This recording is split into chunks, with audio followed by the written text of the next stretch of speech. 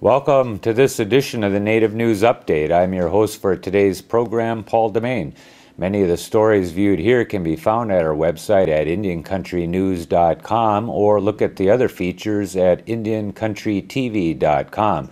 Here's the news for the day from the Associated Press and other Native American news sources. Montana senators reversed themselves on a bill that requires state agencies to deal with each of Montana's tribes individually if they seek to represent Indian cultures in exhibits or other materials. Senate Bill 488, sponsored by Democratic Senator Jonathan Windyboy of Box Elder, was supported on a 27-22 vote. Windyboy, a member of the Chippewa Cree tribe, says the bill is needed to give tribes control over their own cultural property and ensure it's not misrepresented. We're not a melting pot of culture, he told lawmakers last week. Each individual tribe has its own rights, policies, and processes that they follow. This week, the Senate narrowly rejected the same measure, but it was revived for reconsideration. Between the two votes, 16 senators changed their position. The measure requires state agencies to create materials such as exhibits and documentaries about Indians to abide by protocols set individually by each of the tribes in Montana. It also declares that each tribe has ownership over its cultural property. The Salt River Pima-Maricopa community reportedly is proposing to build a spring training baseball complex for the Arizona Diamondbacks and Colorado Rockies on the Salt River Indian Reservation east of Scottsdale, Arizona. With spring training fading in Tucson, the Diamondbacks are seeking proposals from 6 Phoenix metro area entities that have expressed interest in building a baseball complex with a price tag that could exceed $100 million. Those entities include the Salt River Pima-Maricopa Indian Community, Phoenix, Mesa and Casa Grande, and possibly other Phoenix area Indian communities at Gila River and Fort McDowell. Salt River has land and gaming revenues to bring to the table, but community president Diane Enos declined to say where the baseball complex could be built. However, Enos said the details could come out as earlier as this week. A complex on Salt River could be the first Cactus League facility on Indian land. Serpent River First Nation citizens, chief, council, and elders were present recently as George Smitherman, Ministry of Energy and Infrastructure in Toronto, Ontario, Canada, introduced the ministry's Green Energy Act, or GEA, to the Ontario legislature on behalf of his government. The GEA seeks to achieve two things. First, to make energy conservation and renewable energy primary parts of energy projects across the province.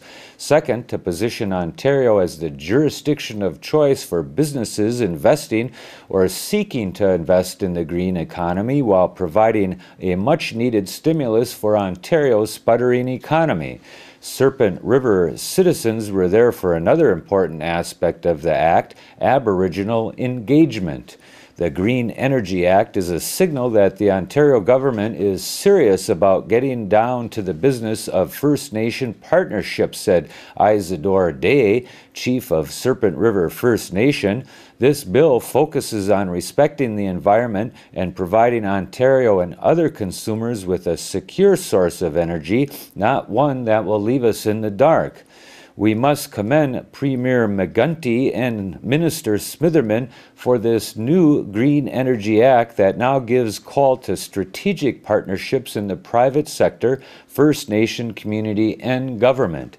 Chief Day, Lake Huron Treaty Commissioner, also stated the Green Energy Act is a signal that governments and industry need to consider Aboriginal and treaty rights. How that happens will depend on the strength of the consultation and accommodation process as the energy sector evolves. Porchlight Home Entertainment has acquired foreign sales rights to The Only Good Indian, a new feature film directed by Kevin Wilmot and starring Wes Studi. The film recently premiered at the 2009 Sundance Film Festival and screened at the Berlin European Film Market. Written by Thomas L. Carmody, The Only Good Indian also stars J. Kenneth Campbell and newcomer Winter Fox Frank. In the film, Wes Studi portrays an early 1900s Cherokee bounty hunter hired to return an escapee from an Indian boarding school.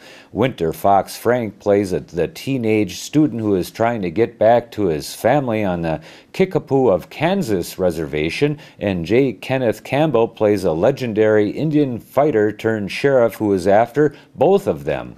The Only Good Indian was shot in various Kansas locations. Wes Studi is executive producer. Haney Giagoma, J.T. O'Neill, and Dan Wildcat are co-executive producers, and Stan Hurd is the co-producer.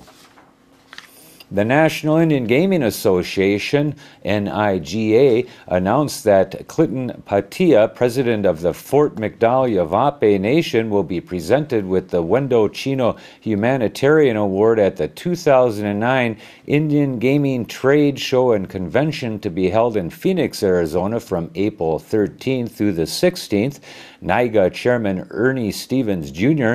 announced the special honor at this year's 2009 Arizona Desert Classic Gaming Conference held recently at the Radisson Fort McDowell Resort in Arizona. NIGA bestows the award annually in honor of the late Wendo Chino, who served as chairman of the Mescalero Apache Nation in New Mexico for 43 years and is regarded by many throughout Indian country as a legendary tribal leader. Stevens made the announcement during his opening remarks to the Arizona tribal leadership and conference attendees last month.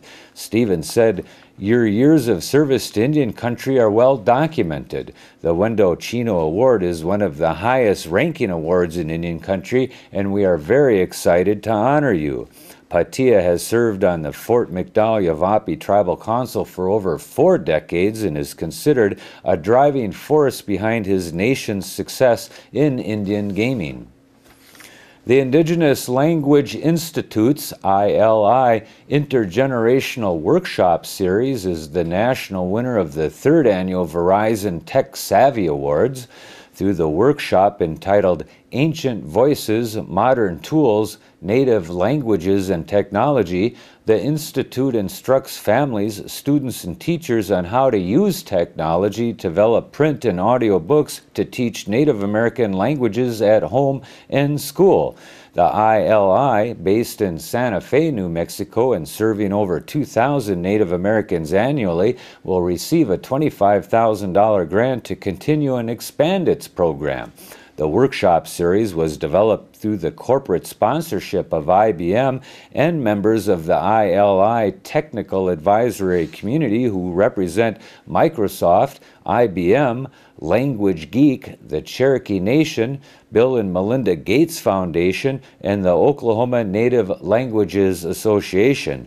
Indian country has never shied away from using new tools, and the Indigenous Languages Institute regards the incorporation of modern technology and related training as essential and natural in our work to help bring languages back from the brink of extinction, said ILI President Gerald Hill, a citizen of the Oneida Nation of Wisconsin. The Indigenous Language Institute received its award on March 2nd in Orlando, Florida, during a banquet at the 18th Annual National Conference on Family Literacy.